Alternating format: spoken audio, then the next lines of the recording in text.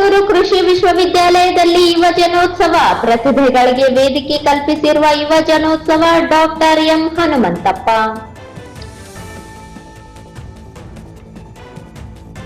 February 27ರಂದು ತಾಲೂಕು 10ನೇ ಕನ್ನಡ ಸಾಹಿತ್ಯ ಸಮ್ಮೇಳನ ನಡೆಸಲಾಗುವುದು. ಹಂಪಯ್ಯ ನಾಯಕ್.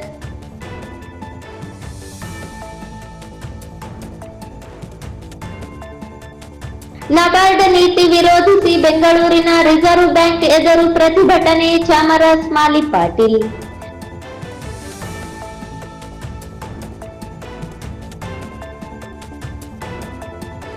ಜನವರಿ 27ರಂದು ವಿಶೇಷ ಸಮಾಲೋಚನಾ ಸಭೆ. ಚಂದ್ರಶೇಖರ್ ಪಾಟೀಲ್ ಮಿರ್ಜಾಪುರ.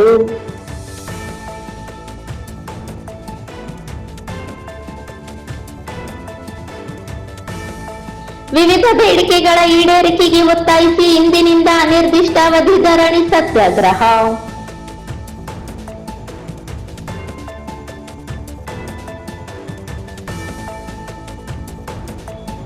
ರಾಷ್ಟ್ರ ಸೇವಿಕಾ ಸಮಿತಿ ಸ್ವಯಂ ಸೇವಕಿಯರಿಂದ ಮಸ್ಕಿಯಲ್ಲಿ ಪಥ ಸಂಚಲನ.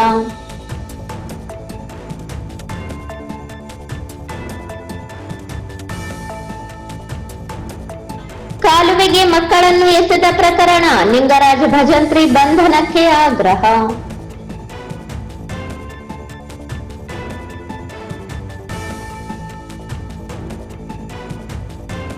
ರೈತರ ಹಲವು ಸಮಸ್ಯೆಗಳನ್ನು ಪರಿಹರಿಸಲು ಜಿಲ್ಲಾಧಿಕಾರಿಗಳಿಗೆ ಸರ್ವೋದಯ ಪಕ್ಷ ಮನವಿ.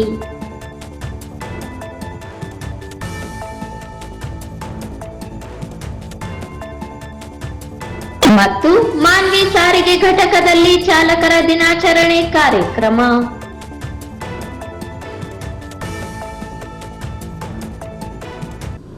ವಾರ್ತೆಗಳ ವಿವರ. ಯುವಕರು ಅತ್ಯುತ್ಸಾಹದಿಂದ ಯುವ ಜನೋತ್ಸವದಲ್ಲಿ ಪಾಲ್ಗೊಂಡಿರುವುದು ಸಂತಸದ ಸಂಗತಿ. ನಿಮ್ಮಲ್ಲಿರುವ ಪ್ರತಿಭೆಗೆ ವೇದಿಕೆಯನ್ನು ಕಲ್ಪಿಸಲಾಗಿದ್ದು ಅದನ್ನು ಸದುಪಯೋಗ ಪಡಿಸಿಕೊಂಡು ಮುನ್ನಡೆಯಿರಿ ಎಂದು ಕೃಷಿ ವಿಜ್ಞಾನಗಳ ವಿಶ್ವವಿದ್ಯಾಲಯದ ಕುಲಪತಿಗಳಾದ ಡಾಕ್ಟರ್ ಎಂ ಹನುಮಂತಪ್ಪ ಅಭಿಪ್ರಾಯಪಟ್ಟರು. ರಾಯಚೂರಿನ ಕೃಷಿ ವಿಜ್ಞಾನಗಳ ವಿಶ್ವವಿದ್ಯಾಲಯದ ಆವರಣದಲ್ಲಿ ಶ್ರೀ ಜಗಜ್ಯೋತಿ ಬಸವೇಶ್ವರ ಪ್ರೇಕ್ಷಾಗೃಹದಲ್ಲಿ ರಾಯಚೂರು ಕೃಷಿ ವಿಜ್ಞಾನಗಳ ವಿಶ್ವವಿದ್ಯಾಲಯವು ಆಯೋಜಿಸಿರುವ 15ನೇ ಅಂತರ್ ಮಹಾವಿದ್ಯಾಲಯಗಳ ಯುವ ಜನೋತ್ಸವದಲ್ಲಿ ಪಾಲ್ಗೊಂಡು ಮಾತನಾಡಿದರು. ನಿಮ್ಮ ಪ್ರತಿಭೆಗಳನ್ನು ತೋರಿಸುವುದರ ಮೂಲಕ ರಾಜ್ಯ ಹಾಗೂ ರಾಷ್ಟ್ರ ಮಟ್ಟದಲ್ಲಿ ಮಿಂಚುವಂತಾಗಿರಿ ಎಂದು ಆಶಿಸಿದರು.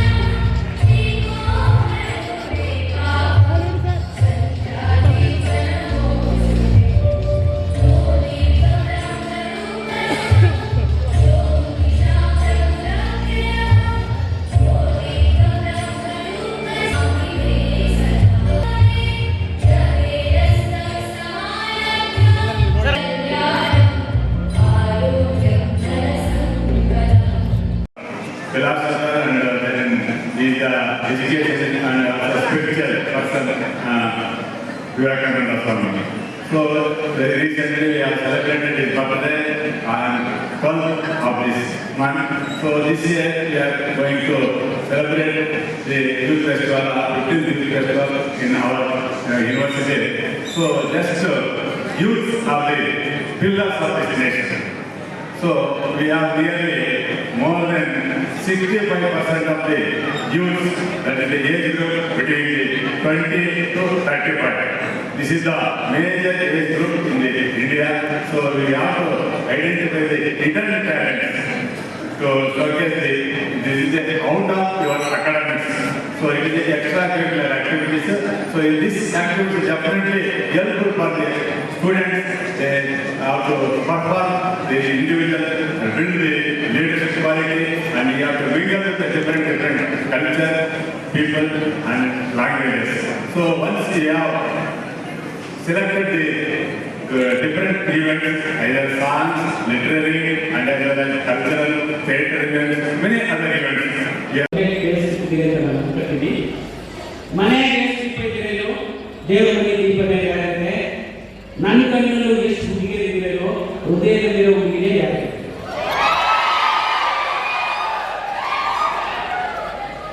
ನಮಗೊತ್ತು ಈ ಮಾತು ತಿಳಿಸಿಲ್ಲ.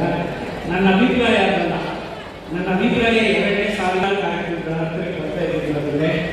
ಆದರೆ ರಾಯಚೂರಿನ ಕೃಷಿ ಮಹಾವಿದ್ಯಾಲಯದಲ್ಲಿ ವಿದ್ಯಾಲಯದ ಪರೀಕ್ಷಾಕ್ರಮದಲ್ಲಿ ನಾನು ಮಾತಾಡ್ತಕ್ಕಂಥ ಮಾತುಗಳು ನನಗೆ ಮಾತು ಮುಗಿಸಿಲ್ಲ, ಕಾರ್ಯಕ್ರಮ ಮುಗಿದಿಲ್ಲ. ಆದರೂ ನನ್ನ ಹೃದಯದಲ್ಲಿ ದೇವರ ಮನೆ ದೀಪ ಹಚ್ಚಿದಷ್ಟೇ ಸಮಾನ ಹೇಳಲಿಕ್ಕೆ ಬಹಳ ಏನಿದೆ ಅನಿಸುತ್ತೆ. ಒಂದೆಲ್ಲ ಚಳವಳಿ ನನಗೆ ಆಶ್ಚರ್ಯ ಆಗ್ತಿರಬೇಕಿದ್ರೆ, ಹರಸುವ ಹಿರಿಯರು, ಹಾರೈಸುವ ಗುರುಗಳು, ಕಾಳಜಿಯಿಂದ ನೋಡಿಕೊಳ್ಳುವ ಸ್ನೇಹಿತರಿದ್ದರೆ, ಹರಸುವ ಹಿರಿಯರು, ಹಾರೈಸುವ ಗುರುಗಳು, ಕಾಳಜಿಯಿಂದ ನೋಡಿಕೊಳ್ಳುವ ಸ್ನೇಹಿತರಿದ್ದರೆ ಯೋಗ್ಯತೆ ಇದ್ದು ಕೂಡ ಯೋಗ ಬಂದ್ಬಿಡ್ತಕ್ಕಂಥದ್ದು. ನನ್ನ ಯೋಗ್ಯತೆ ಎಷ್ಟಿದೆ ಗೊತ್ತಿಲ್ಲ. ನನಗೆ ಹೆಚ್ಚಿನ ಮಟ್ಟಿಗೆ ವೇದಿಕೆ ಮೇಲೆ ಕೂತಿರ್ತಕ್ಕಂಥ ಎಲ್ಲ ಗಣನೆ ಮಾಡೋದ್ರಿಂದ ನನಗೆ ಯೋಗ ಬಂದಿದೆ ಅಂದರೆ ಅವರೆಲ್ಲರೂ ಯೂನಿವರ್ಸಿಟಿಗೆ ಬರ್ತಕ್ಕಂಥ ವಿದ್ಯಾಲಯದಲ್ಲಿ ನಾನು ಕೃಷಿ ವೈದ್ಯಕೀಯ ಮಹಾವಿದ್ಯಾಲಯದ ಬೀದರ್ನಲ್ಲಿ ನೀವೇನೀಗ ಮೆರವಣಿಗೆ ಬಂದ್ರಲ್ಲ ಅಂತ ಮೆರವಣಿಗೆಯಲ್ಲಿ ನಾನು ಒಬ್ಬ ಮೈಂಡ್ ಮಾರ್ಕಿಸ್ಟ್ ಆಗಿ ಹೋಗಿದ್ದೆ. ಧಾರವಾಡ ಅಗ್ರಿಕಲ್ಚರ್ ಯೂನಿವರ್ಸಿಟಿಗೆ ಬೀದರ್ ತಾಲೂಕು ಫಸ್ಟ್ ಬಂದಿದ್ವಿ. ಅದಾದ ನಂತರ ಧಾರವಾಡ ಅಗ್ರಿಕಲ್ಚರ್ ಯೂನಿವರ್ಸಿಟಿ ರೆಪ್ರೆಸೆಂಟ್ ಮಾಡಿಗೆ ತಮಿಳುನಾಡಿನ ತಿರುಚಿನಾಪಳ್ಳಿ ಹೋಗಿದ್ದೆ. ಆ ಎಲ್ಲ ದಿನಗಳನ್ನು ನೆನಪು ಮಾಡ್ತಕ್ಕಂಥ ನಿಮ್ಮ ಕಲಾವಿದರಿಗೆ ಬಂದರೆ ನಾನು ಹೃದಯಪೂರ್ವಕವಾಗಿ ಒಂದು ಮಾತು ಹೇಳ್ತೀನಿ ಸರ್. ಅನ್ನತಪ್ಪ ಸರ್ ಅವರಿಗೆ ವಿಶೇಷವಾಗಿ ಹೇಳ್ತೇನೆ. ಒಂದು ಅದ್ಭುತ ಕಲಾ ಸಂಭ್ರಮವನ್ನು ಇವತ್ತು ಅಗ್ರಿಕಲ್ಚರ್ ಈ ಒಂದು ಯೂನಿವರ್ಸಿಟಿಯಲ್ಲಿ ಬಂದಿದ್ದೀರಿ. ಒಂದು ಜೋರಾದ ಚಪ್ಪಾಳೆ. ಎಂಥ ಅದ್ಭುತ ಇತ್ತು ಅಂದರೆ ನನಗೆ ಭಾರಿ ಆಶ್ಚರ್ಯ ಆಗಿತ್ತು, ಭಾರಿ ಆಶ್ಚರ್ಯ ಆಗಿತ್ತು. ಆ ಡೊಳ್ಳು ಕುಣಿತ ಕುಣಿತಾ ಇತ್ತು. ಆ ಡೊಳ್ಳು ಕುಣಿತ ಕುಣಿಯುವಾಗ ನಾನೆಲ್ಲೋ ಯೂಟ್ಯೂಬಲ್ಲಿ ನೋಡಿದ್ದೆ, ಮಹಿಳೆಯರು ಡೊಳ್ಳು ಕುಣಿತಾರೆ ಅಂತಂದರು. ಅಲ್ಲ ವಿದ್ಯಾರ್ಥಿಗಳು ಕೂಡ ಡೊಳ್ಳು ಕುಣಿಯೋದು ನೋಡಿದೆ, ನಿಜಕ್ಕೂ ಆಶ್ಚರ್ಯ ಅನಿಸ್ತು. ಆಮೇಲೆ ಆ ಕಂಸಾಳದಿಂದ ಇಡೀ ಎಲ್ಲ ಕಲ್ಚರನ್ನ ಈ ಒಂದು ಕಲಾ ಸಂದರ್ಭಕ್ಕೋಸ್ಕರ ತಯಾರಿ ಮಾಡೋದು ನೋಡಿದ್ರೆ ಅದ್ಭುತ ಅನಿಸ್ತದೆ. ನನಗೆ ಬಹಳ ಹಳೆಯ ದಿನಗಳೆಲ್ಲ ನೆನಪಿಗೆ ಬರ್ತಾ ಇದೆ. ನಾನು ಏನು ಮಾತಾಡಬೇಕು ಗೊತ್ತಾಗ್ತಿಲ್ಲ. ಅಷ್ಟರ ಮಟ್ಟಿಗೆ ನನ್ನ ಕಾಲೇಜಿನ ದಿನಗಳಿಗೆ ನಾನು ವಾಪಸ್ ಹೋಗಿದ್ದೆ ಅಂತಂದರೆ ಇತ್ತೀಚಿನ ದಿನಗಳಲ್ಲಿ ಒಂದು ಸಮಸ್ಯೆ ಆಗ್ತಿದೆ. ಅನೇಕರು ನಾನು ವಿದ್ಯಾರ್ಥಿಗಳ ಕುರಿತು ಮಾತಾಡ್ತೀನಿ, ದಯವಿಟ್ಟು ಗಮನ ಇರಿಸಿ. ನಾವು ಹಬ್ಬಗಳನ್ನು ಸರಿಯಾಗಿ ಆಚರಿಸುತ್ತೀವಿ. ನಾವು ಸಾಂಸ್ಕೃತಿಕ ಉತ್ಸವಗಳಲ್ಲಿ ಹೃದಯಪೂರ್ವಕವಾಗಿ ಭಾಗವಹಿಸುತ್ತೀವಿ. ನಮ್ಮ ಆಚರಣೆಗಳೆಲ್ಲ ಕೇವಲ ಊಟಕ್ಕೋಸ್ಕರ ಇರುವಷ್ಟು ಸೀಮಿತ ಆಗುತ್ತೆ. ನಾನು ಯಾಕೆ ಮಾತಾಡ್ತಿದ್ದೀನಿ, ನಾವು ಕಂಡರೆ ಇದು ಕೇಳಿದ ಆಚರಣೆಗಳು ಇವತ್ತು ಬರ್ತಾ ಇದ್ದಾರೆ. ಒಂದು ಸಣ್ಣ ಪ್ರಶ್ನೆ ಕೇಳಿದ್ರೆ ನೀವೆಲ್ಲರೂ ಉತ್ತರ ಹೇಳ್ತೀವಿ. ದಯವಿಟ್ಟು ನನ್ನ ಪ್ರಶ್ನೆಗೆ ನೀವೆಲ್ಲರೂ ಉತ್ತರ ಹೇಳ್ತೀರಿ ಅಂತ ನನಗೆ ಗೊತ್ತಿದೆ. ಆದರೆ 2ನೇ ಪ್ರಶ್ನೆ ಕೇಳಿದ್ರೆ ಅದಕ್ಕೆ ಉತ್ತರ ಕೊಡೋಣ. ನಾನು ಇಲ್ಲೇ ಯಾರು ಕೊಡ್ಬೋದು, ಇಲ್ಲ ಅಂತ ಇಟ್ಕೊಂಡು ಕೊಡ್ಬೋದು. ನನ್ನ ಮೊದಲನೇ ಪ್ರಶ್ನೆ ಕೇಳ್ತಿದ್ದೆ, ಯಾರಾದ್ರೂ ಉತ್ತರ ಎಲ್ಲರೂ ಹೇಳ್ತೀರಿ. ಈ ಪ್ರಶ್ನೆ ಉತ್ತರ ನನಗೂ ಬಂದಿದೆ. ಎಲ್ಲರೂ ಹೇಳ್ತೀರಿ ಫೆಬ್ರವರಿ 14. ಸರ್ ಎಂತ ಪ್ರಶ್ನೆ ಕೇಳ್ತೀರಿ, ಯಾರಿಗೆ ಗೊತ್ತಿಲ್ಲ ಸರ್? ಫೆಬ್ರವರಿ 14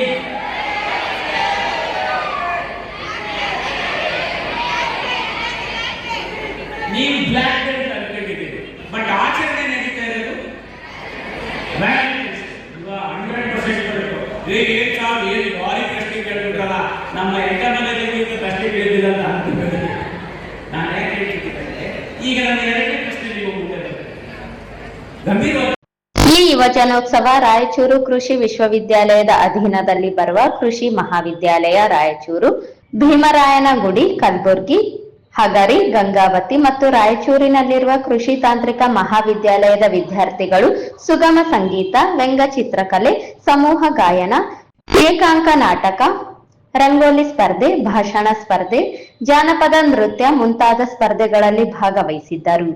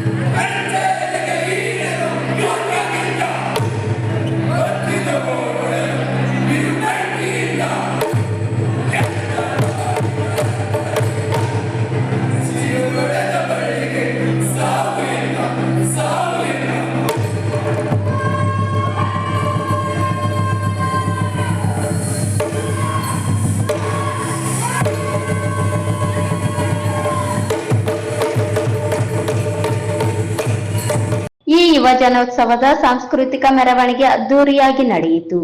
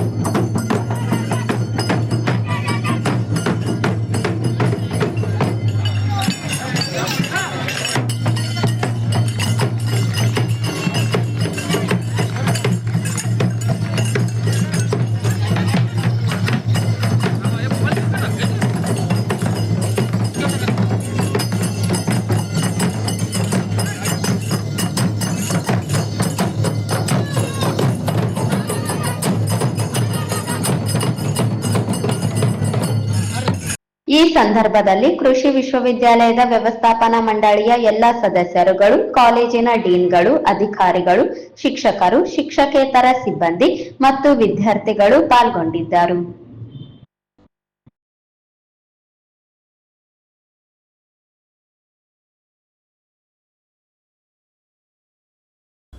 ಫೆಬ್ರವರಿ 27ರಂದು ತಾಲೂಕು 10ನೇ ಕನ್ನಡ ಸಾಹಿತ್ಯ ಸಮ್ಮೇಳನ ನಡೆಸುವುದಕ್ಕೆ ಮಾನ್ವಿ ತಾಲೂಕು ಕನ್ನಡ ಸಾಹಿತ್ಯ ಪರಿಷತ್ ಘಟಕದ ಅಧ್ಯಕ್ಷರು ಹಾಗೂ ಪದಾಧಿಕಾರಿಗಳ ಸಭೆಯಲ್ಲಿ ಒಮ್ಮತದಿಂದ ಒಪ್ಪಿಗೆ ಸೂಚಿಸಲಾಗಿದೆ ಎಂದು ಶಾಸಕ ಹಂಪಯ್ಯ ನಾಯಕ್ ತಿಳಿಸಿದರು. ಪಟ್ಟಣದ ಪ್ರವಾಸಿ ಮಂದಿರದಲ್ಲಿ ತಾಲೂಕು 10ನೇ ಕನ್ನಡ ಸಾಹಿತ್ಯ ಸಮ್ಮೇಳನದ ಸ್ವಾಗತ ಸಮಿತಿಯ ಅಧ್ಯಕ್ಷರು ಹಾಗೂ ಶಾಸಕ ಹಂಪಯ್ಯ ನಾಯಕ್ ಸುದ್ದಿಗಾರರೊಂದಿಗೆ ಮಾತನಾಡಿ, ತಾಲೂಕು ಕನ್ನಡ ಸಾಹಿತ್ಯ ಪರಿಷತ್ ಘಟಕದ ಅಧ್ಯಕ್ಷರು ಹಾಗೂ ಪದಾಧಿಕಾರಿಗಳ ಸಭೆಯಲ್ಲಿ ಒಮ್ಮತದಿಂದ ಮಾನ್ವಿ ಪಟ್ಟಣದ ವಾಸವಿ ಕಲ್ಯಾಣ ಮಂಟಪದಲ್ಲಿ ಫೆಬ್ರವರಿ 27ರಂದು ತಾಲೂಕು 10ನೇ ಕನ್ನಡ ಸಾಹಿತ್ಯ ಸಮ್ಮೇಳನವನ್ನು ನಡೆಸುವುದಕ್ಕೆ ಒಪ್ಪಿಗೆ ಸೂಚಿಸಲಾಗಿದ್ದು, 10ನೇ ಕನ್ನಡ ಸಾಹಿತ್ಯ ಸಮ್ಮೇಳನ ಅತ್ಯಂತ ಅರ್ಥಪೂರ್ಣವಾಗಿ ಯಶಸ್ವಿಯಾಗಿ ನಡೆಯುವುದಕ್ಕೆ ತಾಲೂಕಿನ ಎಲ್ಲಾ ಕನ್ನಡ ಪ್ರೇಮಿಗಳು, ಕನ್ನಡ ಸಾಹಿತ್ಯ ಪರಿಷತ್ ಸದಸ್ಯರು ಅಗತ್ಯವಾದ ಸಹಕಾರ ನೀಡುವಂತೆ ತಿಳಿಸಿದರು.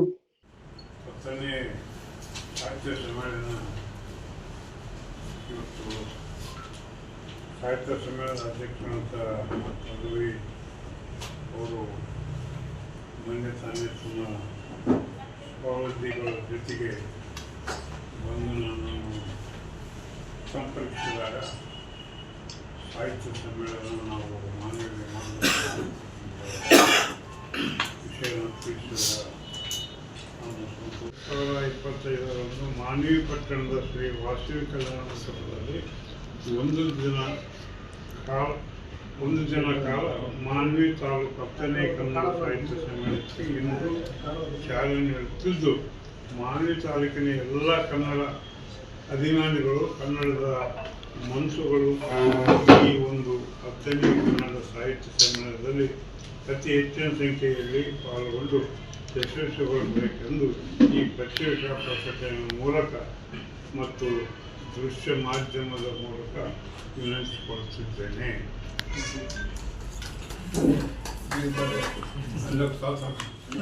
ಕನ್ನಡ ಸಾಹಿತ್ಯ ಪರಿಷತ್ ತಾಲೂಕು ಅಧ್ಯಕ್ಷರಾದ ರವಿಕುಮಾರ್ ಪಾಟೀಲ್ ಮಾತನಾಡಿ, ಕನ್ನಡ ನಾಡು ಜಲ ಉಳಿಸಿ ಬೆಳೆಸುವ ನಿಟ್ಟಿನಲ್ಲಿ ರಾಜ್ಯದಲ್ಲಿ ಕನ್ನಡ ಸಾಹಿತ್ಯ ಪರಿಷತ್ ಶ್ರಮಿಸುತ್ತಿದೆ. ಜಿಲ್ಲಾ ಕನ್ನಡ ಸಾಹಿತ್ಯ ಪರಿಷತ್ ಅಧ್ಯಕ್ಷರಾದ ರಂಗಣ್ಣ ಪಾಟೀಲ್ ರವರ ಸೂಚನೆಯ ಮೇರೆಗೆ ತಾಲೂಕು 10ನೇ ಕನ್ನಡ ಸಾಹಿತ್ಯ ಸಮ್ಮೇಳನವನ್ನು ಹಮ್ಮಿಕೊಳ್ಳಲಾಗಿದ್ದು, ಸಮ್ಮೇಳನದ ಸರ್ವ ಅಧ್ಯಕ್ಷರು ಸೇರಿದಂತೆ ಕಾರ್ಯಕ್ರಮದ ಆಯೋಜನೆ ಕುರಿತು ತಾಲೂಕು ಕನ್ನಡ ಸಾಹಿತ್ಯ ಪರಿಷತ್ ಸದಸ್ಯರು ಹಾಗೂ ಪದಾಧಿಕಾರಿಗಳ ಸಭೆ ನಡೆಸಲಾಗುವುದು ಎಂದು ತಿಳಿಸಿದರು.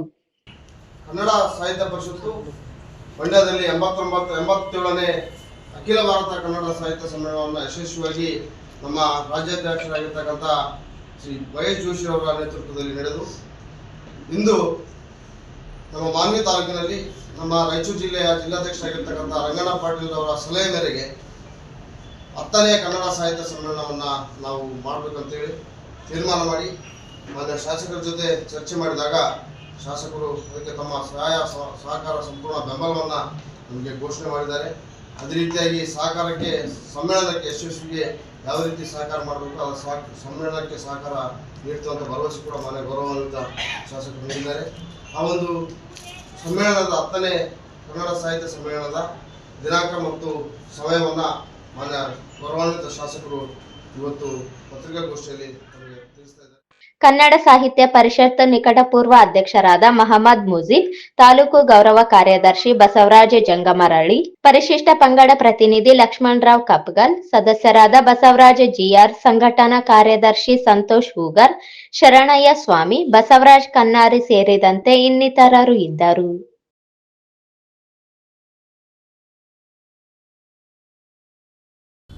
ರೈತರಿಗೆ ನೀಡುವ ಸಾಲ ಕಡಿತ ಮಾಡಿರುವ ನಬಾರ್ಡ್ ನೀತಿ ವಿರೋಧಿಸಿ ಮೈಕ್ರೋ ಫೈನಾನ್ಸ್ ಹಾವಳಿ ಕಿರುಕುಳ ತಡೆಗಟ್ಟಲು ಆಗ್ರಹಿಸಿ ಕರ್ನಾಟಕ ರಾಜ್ಯ ರೈತ ಸಂಘದ ವತಿಯಿಂದ ಜನವರಿ 29ರಂದು ಬುಧವಾರ ಬೆಳಗ್ಗೆ 11 ಗಂಟೆಗೆ ರಿಸರ್ವ್ ಬ್ಯಾಂಕ್ ಎದುರು ರೈತರು ಪ್ರತಿಭಟನೆ ಹಮ್ಮಿಕೊಳ್ಳಲಾಗಿದೆ ಎಂದು ಗೌರವಾಧ್ಯಕ್ಷ ಚಾಮರಾಜ್ ಮಾಲಿ ಪಾಟೀಲ್ ತಿಳಿಸಿದರು. ನಗರದ ಪತ್ರಿಕಾ ಭವನದಲ್ಲಿ ಕರೆದ ಪತ್ರಿಕಾಗೋಷ್ಠಿಯನ್ನು ಉದ್ದೇಶಿಸಿ ಮಾತನಾಡಿ, ಕೃಷಿ ಕ್ಷೇತ್ರವನ್ನು ಸದೃಢಗೊಳಿಸುವ ದೃಷ್ಟಿಯಿಂದ ಆರ್ಥಿಕ ನೆರವು ನೀಡಲು ಸ್ಥಾಪನೆಯಾಗಿರುವ ನಬಾರ್ಡ್ ಮೂಲಕ ಕೃಷಿಗೆ ನೀಡುತ್ತಿದ್ದ ಅಲ್ಪಾವಧಿ ಸಾಲದ ಮೊತ್ತವನ್ನು ಕಡಿತಗೊಳಿಸಿದೆ. ದೇಶದ ಮಹನೀಯರು ದೂರದೃಷ್ಟಿಯಿಂದ ಸಹಕಾರಿ ಚಳವಳಿಯನ್ನು ಕಟ್ಟಿ ನಡೆಸಿದ ಸಹಕಾರ ಸಂಸ್ಥೆಗಳು ದೇಶದ ಬೆನ್ನೆಲುಬಾಗಿ ದುಡಿಯುತ್ತಿದ್ದು, ಅದರಲ್ಲೂ ಮುಖ್ಯವಾಗಿ ನಮ್ಮ ಗ್ರಾಮೀಣ ಪ್ರದೇಶದ ಆರ್ಥಿಕತೆಯನ್ನು ಕಟ್ಟಿ ಬೆಳೆಸುವಲ್ಲಿ ಮಹತ್ತರ ಪಾತ್ರವನ್ನು ವಹಿಸಿವೆ.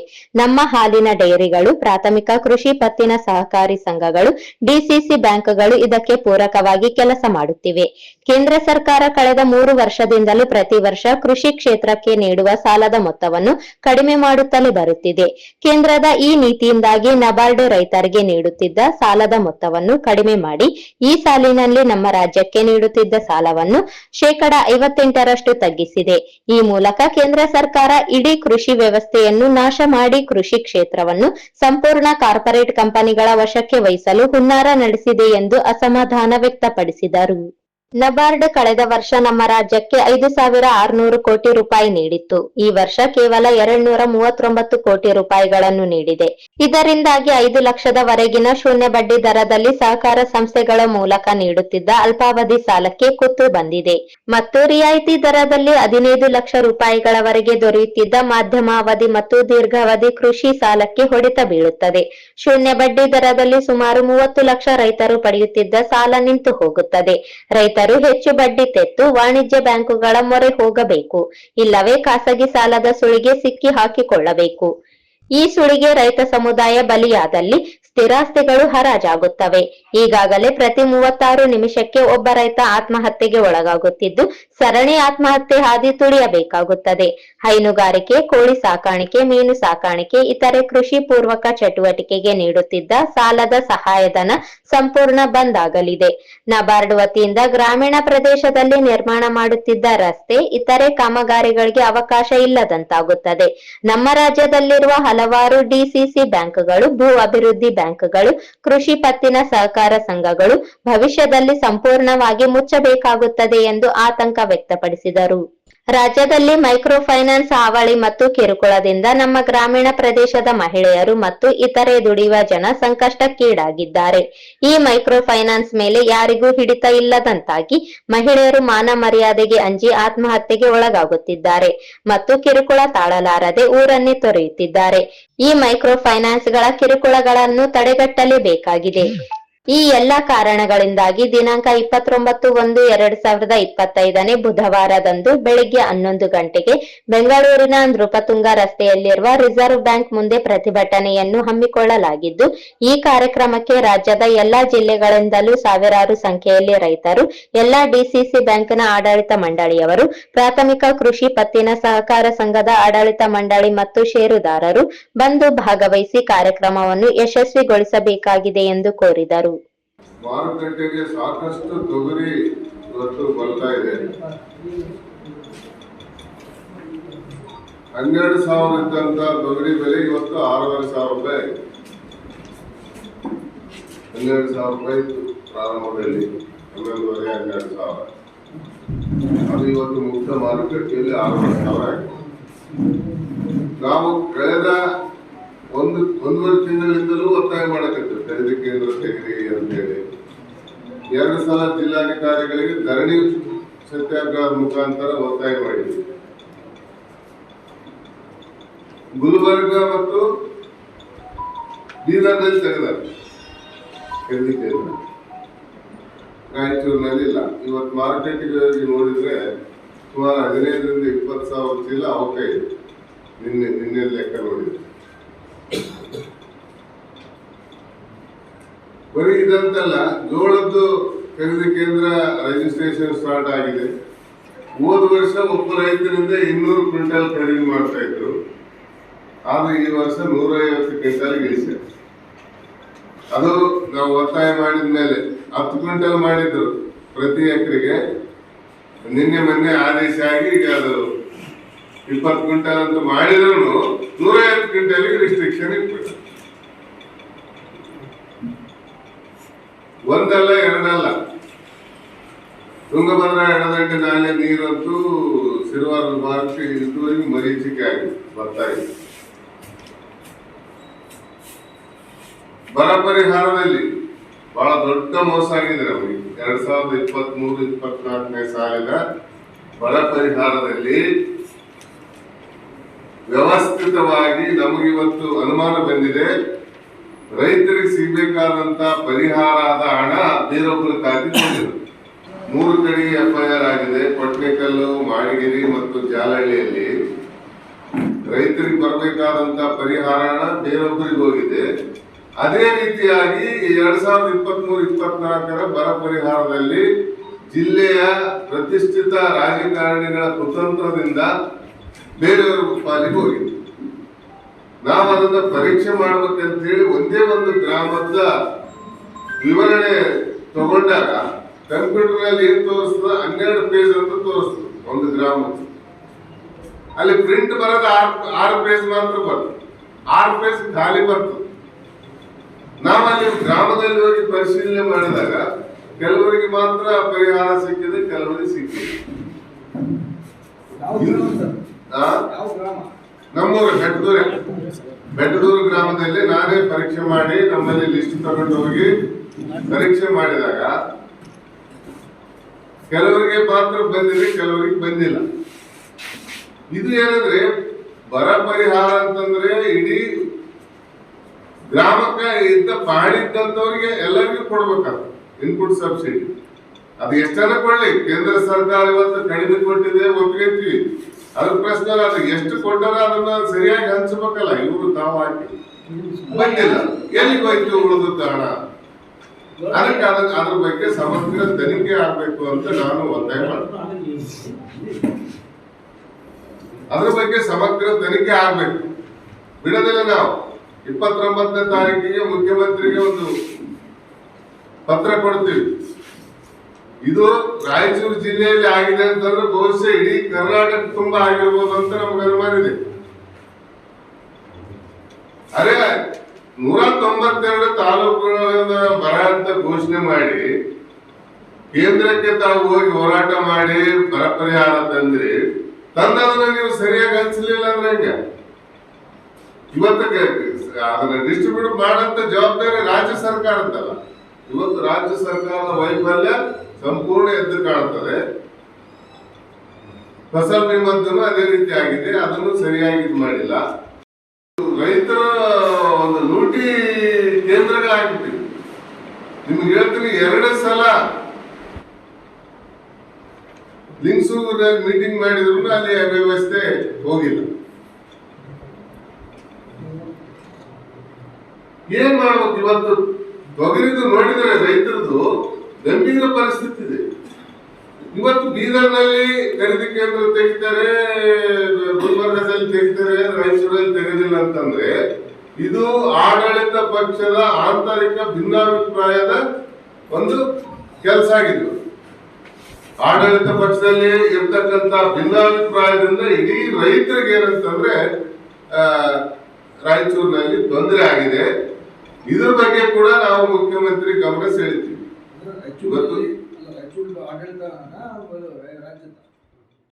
ಈ ಸಂದರ್ಭದಲ್ಲಿ ಪ್ರಭಾಕರ್ ಪಾಟೀಲ್, ಬೂದಯ್ಯ ಸ್ವಾಮಿ, ಜಾನ್ ವೆಸ್ಲಿ ಸೇರಿದಂತೆ ಇತರರು ಉಪಸ್ಥಿತರಿದ್ದರು.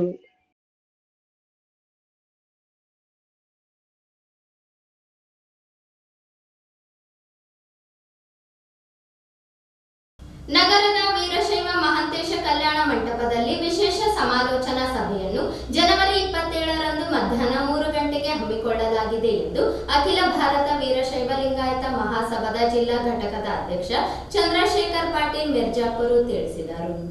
ನಗರದ ಪತ್ರಿಕಾ ಭವನದಲ್ಲಿ ಕರೆದ ಪತ್ರಿಕಾಗೋಷ್ಠಿಯನ್ನು ಉದ್ದೇಶಿಸಿ ಮಾತನಾಡಿ, ಅಖಿಲ ಭಾರತ ವೀರಶೈವ ಲಿಂಗಾಯತ ಮಹಾಸಭಾ ಜಿಲ್ಲಾ ಘಟಕ ರಾಯಚೂರು ವತಿಯಿಂದ ಜಿಲ್ಲಾ ಘಟಕದ ಆಡಳಿತ ಮಂಡಳಿ, ಕಾರ್ಯಕಾರಿ ಸಮಿತಿಯ ಸದಸ್ಯರು, ಘಟಕದ ಎಲ್ಲಾ ತಾಲೂಕು ಸಮಿತಿಯ ಅಧ್ಯಕ್ಷರು, ಪದಾಧಿಕಾರಿಗಳು, ಸದಸ್ಯರು, ಘಟಕದ ಕಳೆದ ಅವಧಿಯ ಕಾನೂನು, ಮಹಿಳಾ, ಯುವ ಹಾಗೂ ವಾಣಿಜ್ಯ ಮತ್ತು ಕೈಗಾರಿಕಾ ವಿಭಾಗದ ಪದಾಧಿಕಾರಿಗಳು, ಸದಸ್ಯರು, ಕೇಂದ್ರ ಸಮಿತಿಯ ಸದಸ್ಯರು ಹಾಗೂ ರಾಜ್ಯ ಸಮಿತಿಯ ಸದಸ್ಯರು, ರಾಯಚೂರು ಜಿಲ್ಲೆಯ ವೀರಶೈವ ಲಿಂಗಾಯತ ಸಮಾಜದ ಮುಖಂಡರು, ಗಣ್ಯಮಾನ್ಯರು, ವಾಣಿಜ್ಯೋದ್ಯಮಿಗಳು, ವರ್ತಕರು, ನ್ಯಾಯವಾದಿಗಳು, ವೈದ್ಯರು, ಸಮಾಜದ ಬಾಂಧವರು ಸಭೆಯಲ್ಲಿ ಭಾಗವಹಿಸಲಿದ್ದಾರೆ.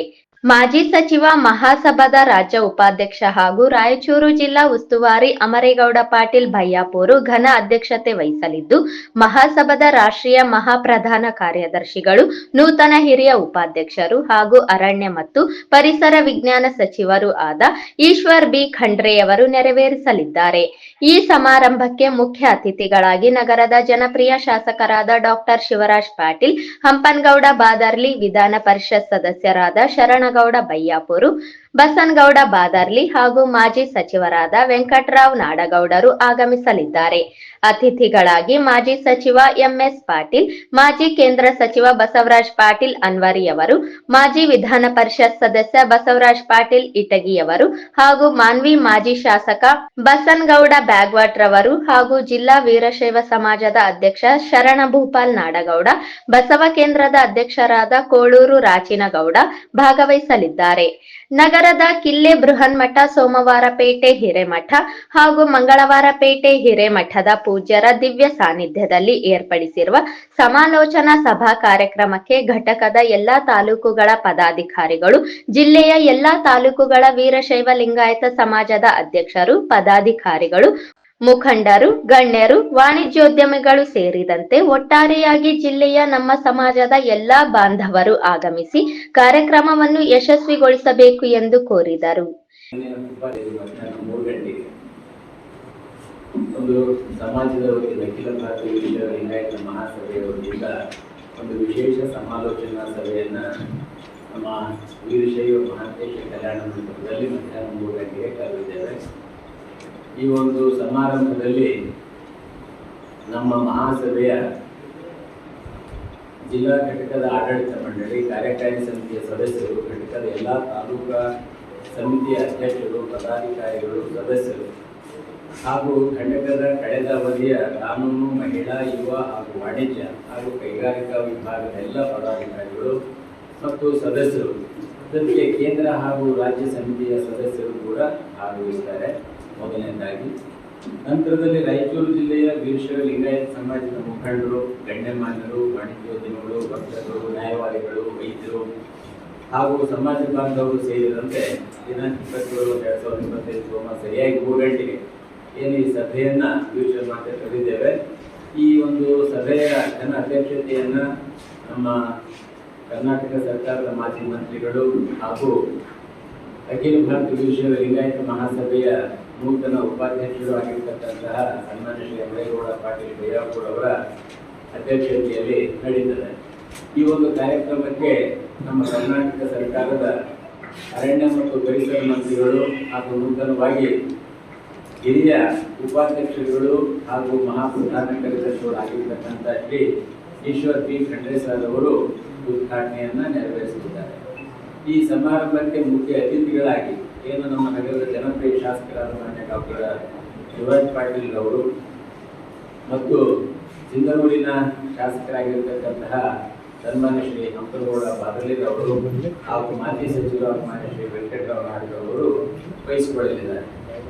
ಹಾಗೆಯೇ ಬಸನಗೌಡ ಬಾದರ್ಲಿ ಅವರು ಮತ್ತು ಶರಣಗೌಡ ಬಯ್ಯಾಪುರ ಅವರು ಏನು ವಿಧಾನ ಪರಿಷತ್ ಸದಸ್ಯರು ಇವರೆಲ್ಲ ಮುಖ್ಯ ಅತಿಥಿಗಳಾಗಿ ಭಾಗವಹಿಸಿದ್ದಾರೆ.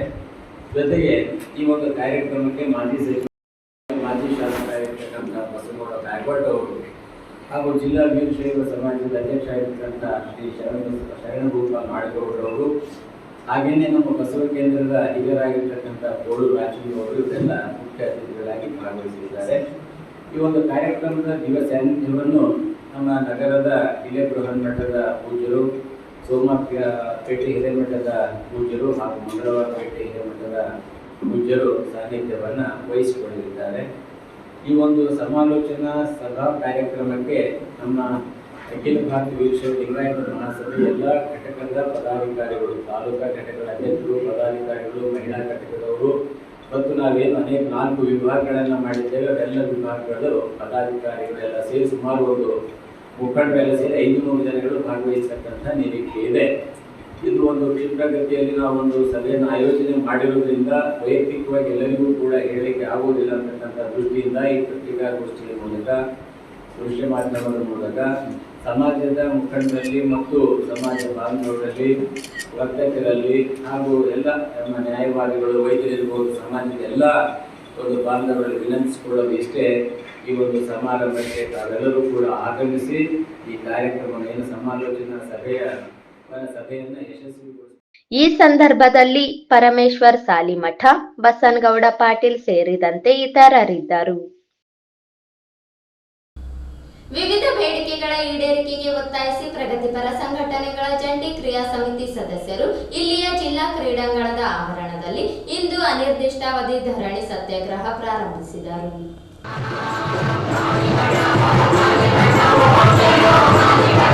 ಗುಣಮಟ್ಟದ ಶಿಕ್ಷಣ ಸಿಗಲೇಬೇಕು,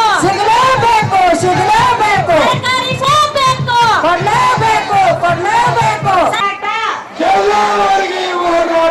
ಸರಾಯಿ ಬೇಡ, ಶಿಕ್ಷಣ ಬೇಕು, ಸರಾಯಿ ಬೇಡ, ಶಿಕ್ಷಣ ಬೇಕು. ಅಪೌಷ್ಟಿಕತೆ ತೊಲಗಲು ಬೇಕೇ ಬೇಕು, ನ್ಯಾಯ ಬೇಕು, ಬೇಕೇ ಬೇಕು, ನ್ಯಾಯ ನೀರು ಬೇಡ, ನೀರು ಬೇಕು, ತೊಲಗಲಿ ಅನಷ್ಟ ಪದ್ಧತಿ ತೊಲಗಲು. ನಮ್ಮಲ್ಲೆಲ್ಲ ರೊಕ್ಕ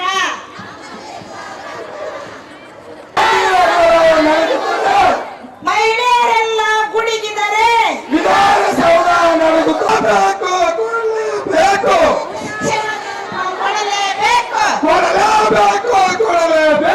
ಅನ್ಯಾಯ, ಅಯ್ಯಯ್ಯೋ, ಅನ್ಯಾಯ, ಅನ್ಯಾಯ, ಅಯ್ಯಯ್ಯೋ, ಅನ್ಯಾಯ, ಅಯ್ಯಯ್ಯೋ, ಅನ್ಯಾಯ. ಅಯ್ಯಯ್ಯೋ, ಎಲ್ಲಿ ತನಕ ಹೋರಾಟ, ಎಲ್ಲ ತನಕ ಹೋರಾಟ, ಯಾತಕ್ಕಾಗಿ ಹೋರಾಟ ನ್ಯಾಯಕ್ಕಾಗಿ ಹೋರಾಟ. ನಡೆಯುತ್ತದೆ.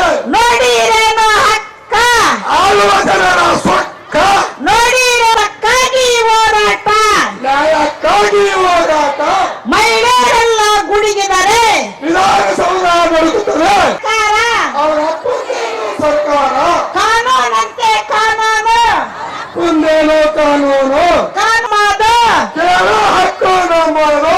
ಸರ್ಕಾರ ಬೇಕೇ ಬೇಕು, ಬೇಕೇ ಬೇಕು. ಮೂಲಭೂತ ಹಕ್ಕುಗಳಿಗಾಗಿ ಒತ್ತಾಯಿಸಿ ಅನೇಕ ಪ್ರತಿಭಟನೆಗಳನ್ನು ಮಾಡಿದರೂ ಸರ್ಕಾರ ಬೇಡಿಕೆಗಳನ್ನು ಈಡೇರಿಸುವಲ್ಲಿ ವಿಫಲವಾಗಿದೆ. ಕೇಂದ್ರ ಹಾಗೂ ರಾಜ್ಯ ಸರ್ಕಾರಗಳು ಸಾರ್ವಜನಿಕ ಸಮಸ್ಯೆಗಳಿಗೆ ಸ್ಪಂದಿಸದ ಕಾರಣ ಪ್ರತಿಭಟನೆ ನಡೆಸಬೇಕಾಗಿದೆ ಎಂದು ಪ್ರತಿಭಟನಾಕಾರರು ಆಕ್ರೋಶ ಹೊರಹಾಕಿದರು. ರಾಯಚೂರು, ಯಾದಗಿರಿ ಹಾಗೂ ಕೊಪ್ಪಳ ಜಿಲ್ಲೆಗಳ ಮಕ್ಕಳಲ್ಲಿನ ಅಪೌಷ್ಟಿಕತೆ ಹಾಗೂ ರಕ್ತಹೀನತೆಯನ್ನು ಹೋಗಲಾಡಿಸಲು ಯೋಜನಾಬದ್ಧ ಕಾರ್ಯಕ್ರಮ ರೂಪಿಸಬೇಕು.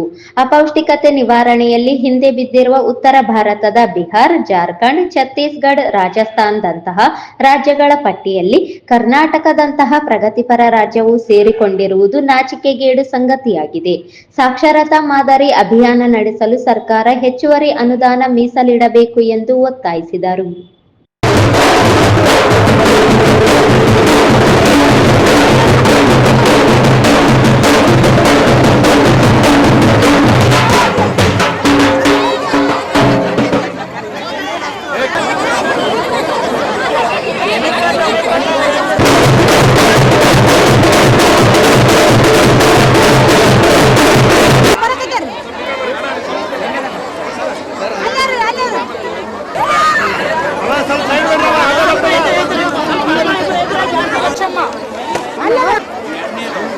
ಪ್ರತಿ ಸಾರಿ ನಮಗೆ ಸರ್ಕಾರ ಈ ಸಮಸ್ಯೆಗೆ ಏನು ಮಾಡಬೇಕು ಕೇಳ್ಕೊಂಡು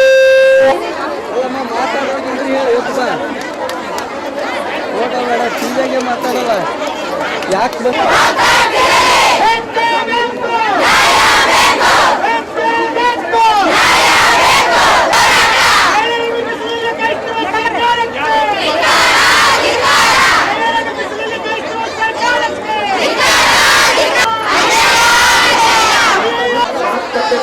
ಶಾಂತಿ ಮಾಡಬೇಕು.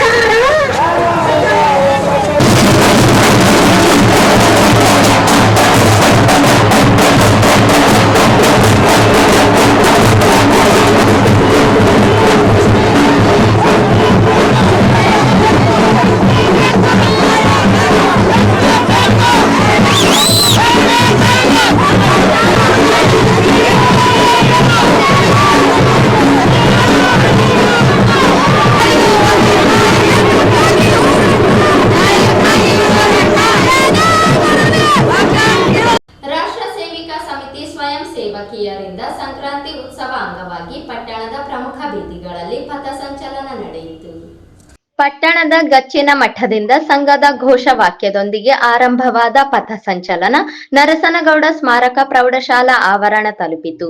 ಪಥಸಂಚಲನ ಬೀದಿಗಳಲ್ಲಿ ಬಣ್ಣ ಬಣ್ಣದ ರಂಗೋಲಿ ಹಾಕಿ ಸಿಂಗಾರಗೊಳಿಸಲಾಗಿತ್ತು.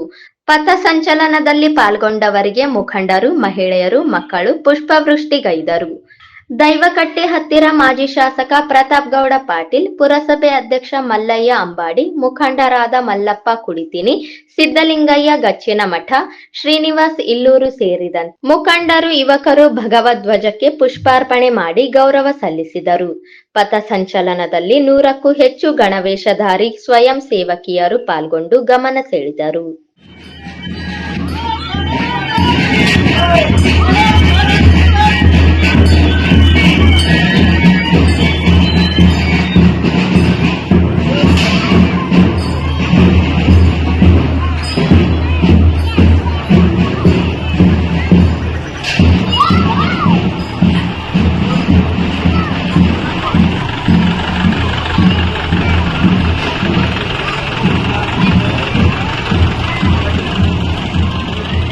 ಸಂಜೆ ನರಸನಗೌಡ ಸ್ಮಾರಕ ಮಾಧ್ಯಮ ಶಾಲಾ ಆವರಣದಲ್ಲಿ ಸಮಾರೋಪ ಸಮಾರಂಭ ನಡೆಯಿತು.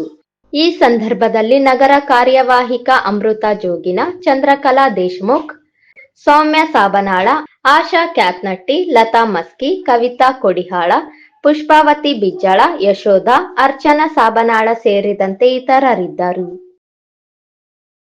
ಜನವರಿ 13ರಂದು ಬೇನಾಳ ಬಳಿ ಕಾಲುವೆಗೆ ಪತ್ನಿ 4 ಮಕ್ಕಳನ್ನು ಎಸೆದ ಪ್ರಕರಣದಲ್ಲಿ 3 ಮಕ್ಕಳು ಸಾವನ್ನಪ್ಪಿದ್ದು, ಘಟನೆಗೆ ಕಾರಣವಾಗಿರುವ ಬಸವನ ಬಾಗೇವಾಡಿ ತಾಲೂಕಿನ ತೇಲಗಿ ಗ್ರಾಮದ ನಿಂಗರಾಜ್ ಭಜಂತ್ರಿ ಹಾಗೂ ಆತನ ತಂದೆ ತಾಯಿಯನ್ನು ಬಂಧಿಸಿ ಶಿಕ್ಷೆಗೊಳಪಡಿಸಬೇಕು ಎಂದು ಕೊರಮ ಸಮಾಜದ ಮುಖಂಡರು ಆಗ್ರಹಿಸಿದರು. ಪಟ್ಟಣದ ಪತ್ರಿಕಾ ಭವನದಲ್ಲಿ ಪತ್ರಿಕಾಗೋಷ್ಠಿಯನ್ನು ನಡೆಸಿ ರಾಜೇಶ್ ಮಾಣಿಕ್ ಅವರು ಮಾತನಾಡಿದರು. ನಿಂಗರಾಜ್ ಬದುಕಿನಲ್ಲಿ ಸಾಕಷ್ಟು ಸಾಲ ಮಾಡಿಕೊಂಡು ಮಕ್ಕಳಿಗೆ ವಿಷಪ್ರಾಶನ ಮಾಡಿ ಮಡದಿ ಭಾಗ್ಯ ಹಾಗೂ ಮಕ್ಕಳನ್ನು ಕಾಲುವೆಗೆ ತಳ್ಳಿ ಈಗ ಈ ಘಟನೆಗೆ ಭಾಗ್ಯ ಕಾರಣವೆಂದು ಬಿಂಬಿಸಲಾಗುತ್ತಿದೆ. ಆದರೆ ಈ ಘಟನೆಗೆ 4 ಮಕ್ಕಳ ತಂದೆಯಾದ ನಿಂಗರಾಜ್ ಹಾಗೂ ಆತನ ಮನೆಯವರು ಕಾರಣರಾಗಿರುವುದರಿಂದ ಅವರನ್ನು ಬಂಧಿಸಿ ಶಿಕ್ಷೆಗೊಳಪಡಿಸಬೇಕು ಎಂದು ಆಗ್ರಹಿಸಿದರು. ಕೊರವ ಸಮಾಜದ ರಾಯಚೂರು ಜಿಲ್ಲೆಯ ಮಾಜಿ ಜಿಲ್ಲಾಧ್ಯಕ್ಷ ದೇವದುರ್ಗ ತಾಲೂಕಿನ ಆಲ್ಕೋಡು ಗ್ರಾಮದ ಭೀಮಣ್ಣ ಜನವರಿ 4ರಂದು ಖರೀದಿ ಮಾಡಿದ ಹೊಲವನ್ನು ನೋಡಲು ಹೋದಾಗ ಭೋವಿ ಸಮಾಜದ ಹನುಮಂತ ವಡ್ಡರ್, ವಿಜಯಕುಮಾರ್ ಹನುಮಂತ, ಶಿವಕುಮಾರ್ ಹನುಮಂತ ಎಲ್ಲರೂ ಕೂಡಿ ಭೀಮಣ್ಣ ಆಲ್ಕೋಡ್ ಅವರ ಜಮೀನಿನಲ್ಲಿ ಏಕಾಏಕಿ ಮಾರಣಾಂತಿಕ ದಾಳಿ ಮಾಡಿ ಪರಾರಿಯಾಗಿದ್ದು, ಭೀಮಣ್ಣ ಆಲ್ಕೋಡ್ ರಾಯಚೂರು ಜಿಲ್ಲಾಸ್ಪತ್ರೆಯಲ್ಲಿ ಚಿಕಿತ್ಸೆ ಪಡೆಯುತ್ತಿದ್ದಾರೆ. ಇವರೆಲ್ಲರಿಗೂ ಕುಮ್ಮಕ್ಕು ನೀಡಿದ ಆಲ್ಕೋಡು ಗ್ರಾಮದ ಪ್ರಭಾವಿ ಮುಖಂಡ ಚನ್ನಪ್ಪ ಗೌಡ ಇವರನ್ನು ಪ್ರಕರಣದಲ್ಲಿ ಸೇರ್ಪಡೆ ಮಾಡಬೇಕು ಎಂದು ಹಾಗೂ ಹಲ್ಲೆ ಮಾಡಿದ ಆರೋಪಿಗಳನ್ನು ಬಂಧಿಸಬೇಕು ಎಂದು ಕೋರಿದರು. ಬೇನಾಳ ಗ್ರಾಮದ ಹತ್ತಿರ ಕಾಲುವೆಗೆ 4 ಮಕ್ಕಳನ್ನು ಎಸೆದಿರುವ ಘಟನೆ ನಡೆದಿತ್ತು. ಈ ಘಟನೆಯಲ್ಲಿ ತನು, ರಕ್ಷಾ ಹಾಗೂ ಅವಳಿ ಮಕ್ಕಳಾದ ಹಸೇನ್ ಹುಸೇನ್ ಸಾವನ್ನಪ್ಪಿದ್ದಾರೆ. ಇಡೀ ಪ್ರಕರಣದಲ್ಲಿ 4 ಮಕ್ಕಳು ತಂದೆ ತಾಯಾದ ನಿಂಗರಾಜ ಹಾಗೂ ಆತನ ಮನೆಯವರು ಕಾರಣರಾಗಿದ್ದಾರೆ. ತನ್ನ ತಪ್ಪನ್ನು ಮುಚ್ಚಿಕೊಳ್ಳಲು ಲಿಂಗರಾಜ ಪತ್ನಿ ಅಂದರೆ ಸಾವನ್ನಪ್ಪಿದ 4 ಮಕ್ಕಳ ತಾಯಿ ಭಾಗ್ಯ ಕಾರಣವೆಂದು ಬಿಂಬಿಸಲಾಗುತ್ತಿದೆ. ಇದು ಅತ್ಯಂತ ಸತ್ಯಕ್ಕೆ ದೂರವಾದ ಸಂಗತಿಯಾಗಿದೆ. ಭಾಗ್ಯ ಅವರ ಪತಿ ನಿಂಗರಾಜ, ಆತನ ಮನೆಯವರು ಈ ಘಟನೆಗೆ ಸಂಪೂರ್ಣವಾಗಿ ಕಾರಣರಾಗಿದ್ದಾರೆ. ಭಾಗ್ಯ ತವರ ಮನೆ ಲಿಂಗಸೂರು ತಾಲೂಕಿನ ಕಸಬಲಿಂಗಸೂರು ಗ್ರಾಮದ ನಿವಾಸಿಯಾಗಿದ್ದು, ಇವರನ್ನು ತೆಲಿ ಗ್ರಾಮದ ಲಿಂಗರಾಜನಿಗೆ ಸಾಕಷ್ಟು ಬಂಗಾರ, ಒಡವೆ, ವರದಕ್ಷಿಣೆ ಕೊಟ್ಟು ಸುಮಾರು ವರ್ಷ ಹಿಂದೆ ಮದುವೆ ಮಾಡಿಕೊಡಲಾಗಿದೆ. ಲಿಂಗರಾಜ ತನ್ನ ವೈಯಕ್ತಿಕವಾಗಿ ಸಾಲವನ್ನು ಮಾಡಿ ಅದನ್ನು ತೀರಿಸಲಾರದೆ ಪತ್ನಿ ಭಾಗ್ಯಗೆ ಕಿರುಕುಳ ನೀಡುತ್ತಿದ್ದ. ನಿಂಗರಾಜ ಸಾಲವನ್ನು ಇದ್ದು ಎಲ್ಲ ಸಾಲವನ್ನು ತೀರಿಸಲು ತನ್ನ ತಂದೆಗೆ ನಮ್ಮ ಪಾಲಿನ ಜಮೀನು ಕೊಟ್ಟು ಬಿಡು, ನಾನು ಮಾರಾಟ ಮಾಡಿ ಸಾಲ ತೀರಿಸಿಕೊಳ್ತೀನಿ, ಈ ವಿಚಾರವಾಗಿ ಹಲವಾರು ಸಲ ಜಗಳವಾಗಿತ್ತು. ನಿಂಗರಾಜ ಈ ವೇಳೆ ತನ್ನ ಪತ್ನಿಯ ಮೇಲೆ, ತಂದೆ ತಾಯಿ ಮೇಲೆ ಸಾಕಷ್ಟು ವಿಚಾರವಾಗಿ ಜಗಳ ಮಾಡ್ತಾ ಇದ್ದ. ಚಿಕ್ಕ ಮಕ್ಕಳಿಗೆ ಘಟನೆ ನಡೆದ ದಿನವೇ ಬೆಳಿಗ್ಗೆ, ಅಂದರೆ ನಿಂಗರಾಜ ಆವತ್ತು ಘಟನೆ ದಿವಸ ಚಿಕ್ಕ ಮಕ್ಕಳಿಗೆ ಒಂದು ಸಿರಾಪ್ಸ್ ಮೆಡಿಕಲ್ನಲ್ಲಿ ತಂದು ಅದು ನಿಮಗೆ ಕೆಮ್ಮಿನ ಅದರಲ್ಲಿ ಒಂದೊಂದು ಹನಿ ಹಾಕ್ತಾನೆ. ಹಾಕಿ ಆ ಅಮ್ಮ ಭಾಗ್ಯ ಹೊರಗಡೆ ಮುಸುರು ತಿಕ್ಕಬೇಕಾದ್ರೆ ಅವನು ಹಾಕಿ ಕುಳಿಸಿಬಿಡ್ತಾನೆ. ಆ ಮಕ್ಕಳು ಅವತ್ತು ಹುಣ್ಣಿಮೆ ದಿನ ಮಕ್ಕಳನ್ನು ಕರ್ಕೊಂಡು ಬೂದಳೆಲ್ಲ ನಮಗೆ ದೇವಸ್ಥಾನಕ್ಕೆ ಹೋಗೋಣ ಅಂತ ಕರ್ಕೊಂಡು ಹೋಗ್ತಾರೆ. ಆ ಚಿಕ್ಕ ಮಕ್ಕಳು ಏನು ದೇವಸ್ಥಾನಕ್ಕೆ ನಮ್ಮ ಅಪ್ಪ ಕರ್ಕೊಂಡು ಹೋಗ್ತಾ ಇರ್ತಾರೆ ಅಂತ ಖುಷಿಯಿಂದ ಹೊಸ ಬೆಟ್ಟ ಕಂಡು ಹೋಗ್ತಾರೆ. ಜಿಲ್ಲೆಯ ರೈತರ ಹಲವಾರು ಸಮಸ್ಯೆಗಳು ನೆನೆಗುದಿಗೆ ಬಿದ್ದಿದ್ದು ಕೂಡಲೇ ಬಗೆಹರಿಸಬೇಕು ಎಂದು ಜಿಲ್ಲಾಧಿಕಾರಿಗೆ ಸರ್ವೋದಯ ಕರ್ನಾಟಕ ಪಕ್ಷ ರಾಯಚೂರು ಜಿಲ್ಲಾ ಘಟಕ ಮನವಿ ಸಲ್ಲಿಸಿ ಆಗ್ರಹಿಸಿದೆ. ಈಗಾಗಲೇ ರೈತರ ಸಮಸ್ಯೆಗಳನ್ನು ಹಲವಾರು ಬಾರಿ ಹೋರಾಟದ ಮುಖಾಂತರ ತಮ್ಮ ಗಮನಕ್ಕೆ ತರಲಾಗಿದ್ದು ಸಮಸ್ಯೆಗಳು ಹೆಚ್ಚುತ್ತಿದೆಯೇ ಹೊರತು ಕಡಿಮೆಯಾಗುತ್ತಿಲ್ಲ. ತುಂಗಭದ್ರಾ ಎಡದಂಡೆ ನಾಲೆಗೆ ನೀರು ಬರದೆ ರೈತ ಸಂಘಟನೆಗಳು ಹಾಗೂ ಪ್ರಗತಿಪರ ಹೋರಾಟಗಾರರು ರೈತರು ಹಲವಾರು ವರ್ಷಗಳಿಂದ ಪ್ರತಿಭಟನೆಗಳನ್ನು ಮಾಡುತ್ತಾ ತಮ್ಮ ಗಮನಕ್ಕೆ ತಂದಿರುವುದು ಇರುತ್ತದೆ. ಆದಾಗ್ಯೂ ಇಂದಿನವರೆಗೆ ಮಾನ್ವಿ ಮತ್ತು ಸಿರವಾರ ತಾಲೂಕುಗಳಲ್ಲಿಯ ನೀರಾವರಿ ಪ್ರದೇಶಗಳಿಗೆ ನೀರು ಬಾರದೇ ಇರುವುದರಿಂದ ರೈತರು ಕಂಗಾಲಾಗಿದ್ದಾರೆ.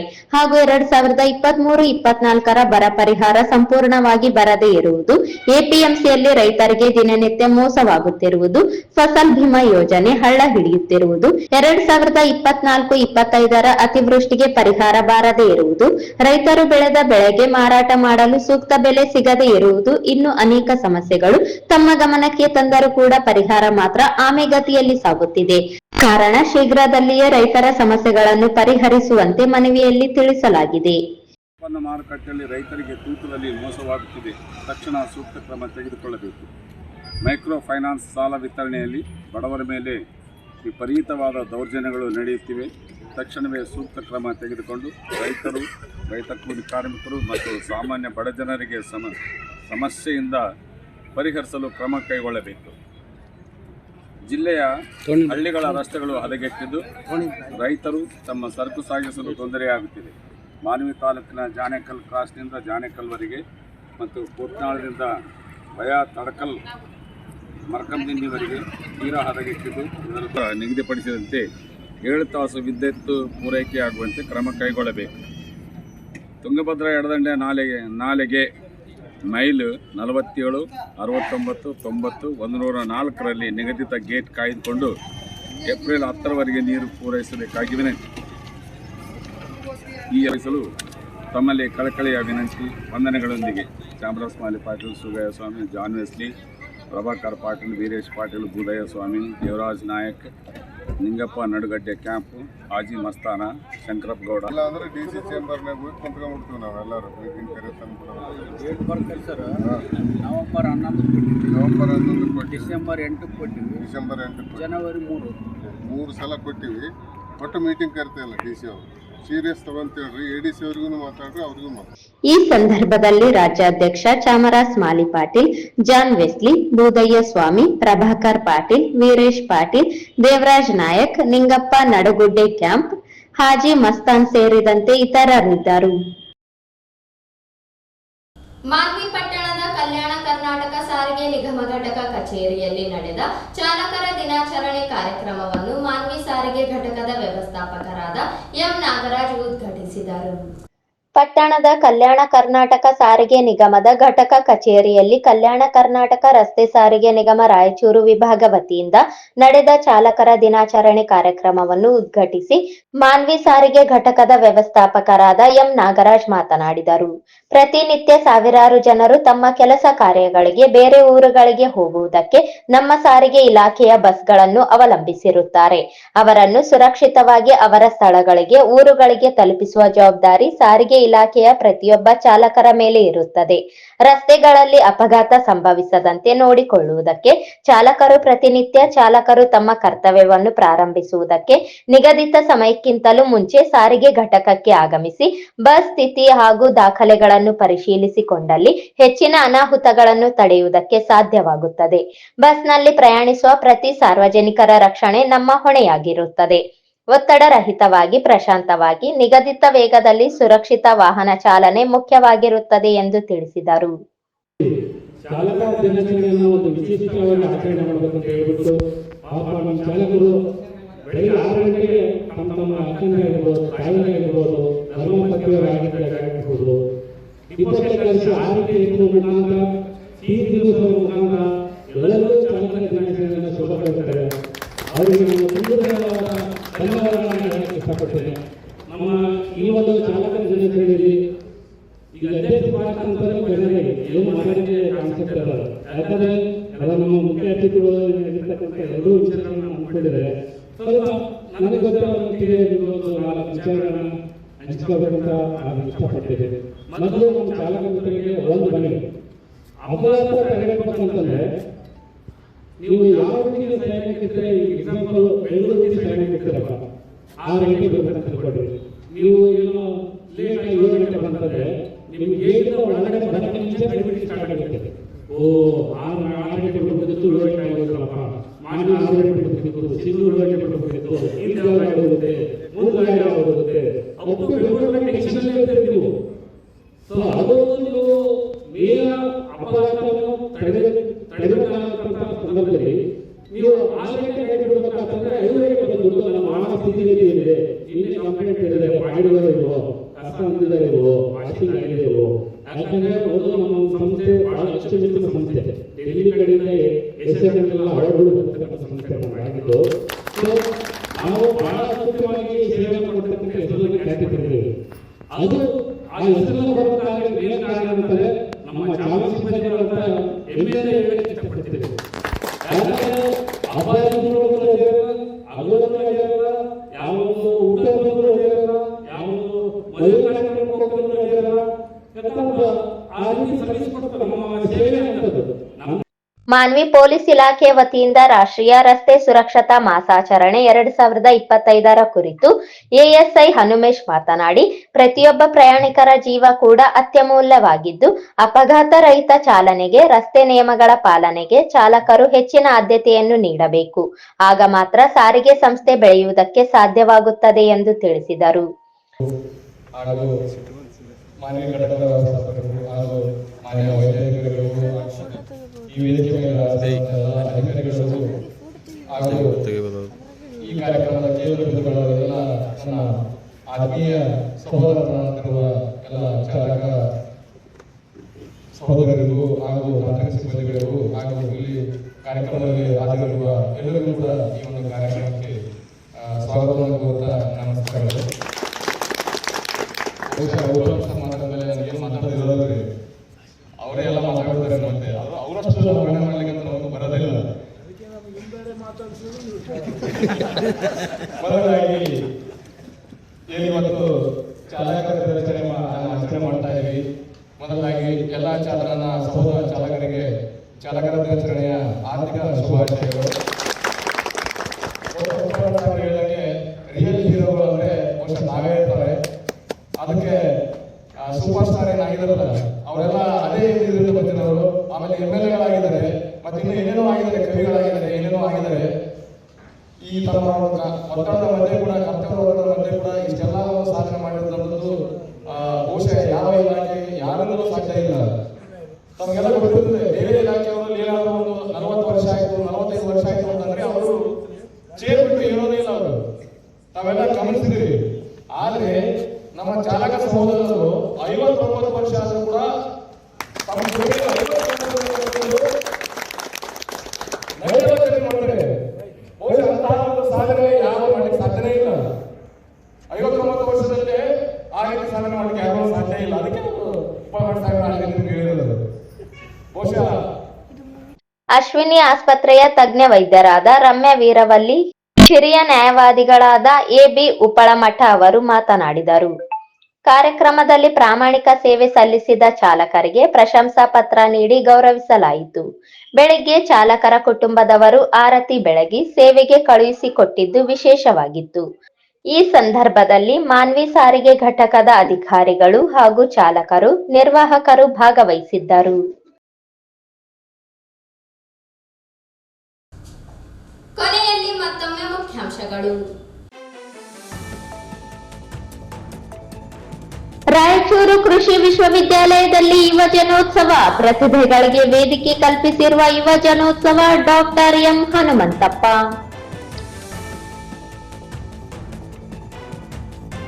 ಫೆಬ್ರವರಿ 27ರಂದು ತಾಲೂಕು 10ನೇ ಕನ್ನಡ ಸಾಹಿತ್ಯ ಸಮ್ಮೇಳನ ನಡೆಸಲಾಗುವುದು, ಹಂಪಯ್ಯ ನಾಯಕ್.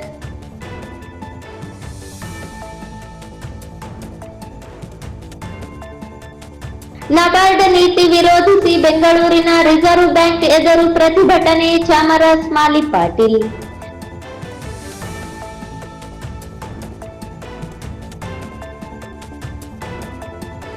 ಜನವರಿ 27ರಂದು ವಿಶೇಷ ಸಮಾಲೋಚನಾ ಸಭೆ ಚಂದ್ರಶೇಖರ್ ಪಾಟೀಲ್ ಮಿರ್ಜಾಪುರ.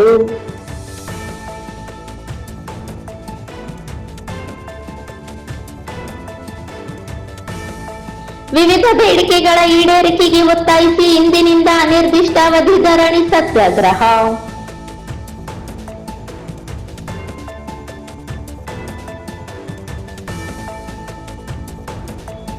ರಾಷ್ಟ್ರ ಸೇವಿಕಾ ಸಮಿತಿ ಸ್ವಯಂ ಸೇವಕಿಯರಿಂದ ಮಸ್ಕಿಯಲ್ಲಿ ಪಥ ಸಂಚಲನ.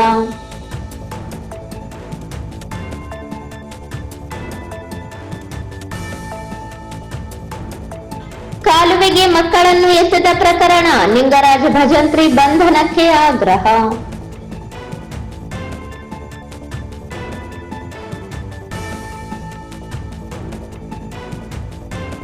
ರೈತರ ಹಲವು ಸಮಸ್ಯೆಗಳನ್ನು ಪರಿಹರಿಸಲು ಜಿಲ್ಲಾಧಿಕಾರಿಗಳಿಗೆ ಸರ್ವೋದಯ ಪಕ್ಷ ಮನವಿ.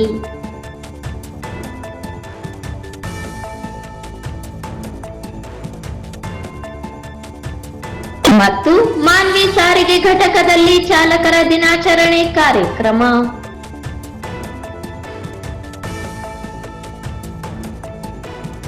ಇಲ್ಲಿಗೆ ವಾರ್ತಾ ಪ್ರಸಾರ ಮುಕ್ತಾಯವಾಯಿತು. ಮುಂದಿನ ಅಮೋಘ ವಾರ್ತೆಗಳೊಂದಿಗೆ ಪುನಃ ಭೇಟಿಯಾಗೋಣ. ವಂದನೆಗಳು. ನೀವೇನಾದ್ರೂ ಸಣ್ಣ ಪುಟ್ಟ ಕೆಲಸ ಮಾಡ್ತಿದ್ದೀರಾ?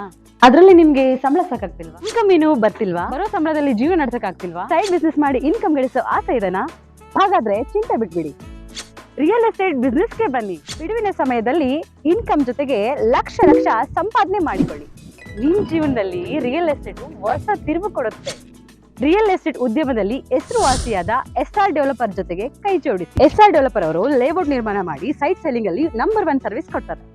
ಡಾಕ್ಯುಮೆಂಟ್ ಪರ್ಫೆಕ್ಟ್ ಇರುತ್ತೆ, ನಿಮ್ ದುಡ್ಡಿಗೆ ಗ್ಯಾರಂಟಿ ಇರುತ್ತೆ, ನಿಮ್ ಫ್ಯೂಚರ್ ಸಹ ಚೆನ್ನಾಗಿರುತ್ತೆ. ಇವರ ಲೇಔಟ್ಗಳು ಇರುವ ಸ್ಥಳ ಲಿಂಗಸ್ಕೂರು, ಮಾನ್ವಿ, ಹಟ್ಟಿ, ಕವಿತಾಳ ಹಾಗೂ ಶಹಾಪುರ. ನೀವು ಯಾವ ಲೊಕೇಶನ್ ಆದ್ರೂ ಕೆಲಸ ಮಾಡಬಹುದು. ಒಂದು ಕರೆ ಮಾಡಿ ಅಥವಾ ಕಚೇರಿಗೆ ಭೇಟಿ ನೀಡಿ. ನೀವು ಒಳ್ಳೆ ಉದ್ಯಮದಲ್ಲಿ ಭಾಗಿಯಾಗಿ ನಿಮ್ಮ ಲೈಫ್ ನ ಲೀಡ್ ಮಾಡ್ಕೊಳ್ಳಿ.